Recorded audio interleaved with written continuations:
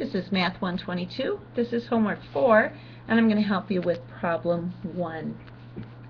In number 1, you're given a function, f of x equals 3x squared minus 2x plus 1, and you're to find the following values, f of negative 1 and f of t plus 1. We're going to start by finding f of negative 1. This is two different processes, and we're going to do one at a time. The first one will be in this video, and the second part will be in the following video. Alright, so we're finding f of negative 1. I'm going to put the negative 1 right here in my input slot for my function. And then I'm also going to put a negative 1 for x every place else there's an x in the function, and I'm going to use pockets. I call the parentheses pockets. So a pocket, take that x out, put a pocket in its place, subtract 2, pocket, take the x out, plus 1. What am I putting in the pocket? A negative 1. Those parentheses are extremely important when you're working on these functions.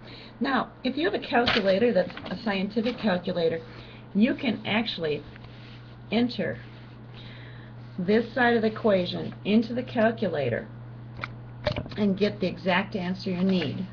Now that's kind of the cheap way out. We shouldn't need to do that, but if you struggle with integer operations, bring your TI-30X calculator and I'll show you how to do this. It doesn't work out really great on the camera, so I'm going to save that for class time. So I'm going to do it by hand instead. Let's see if you can catch on.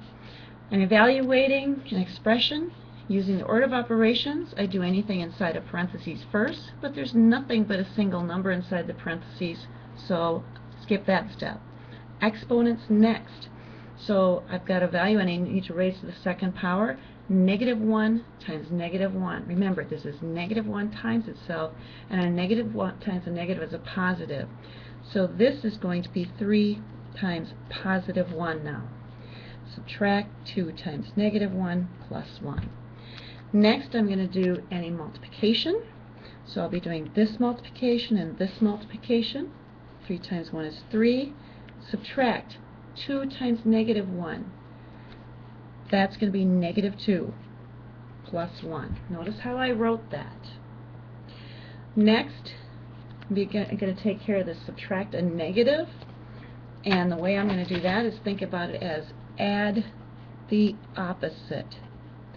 Subtraction is the same as adding the opposite. So this becomes 3 plus 2, which is 5. And 5 plus 1 is 6. So when I input negative 1 into this function, my output is 6.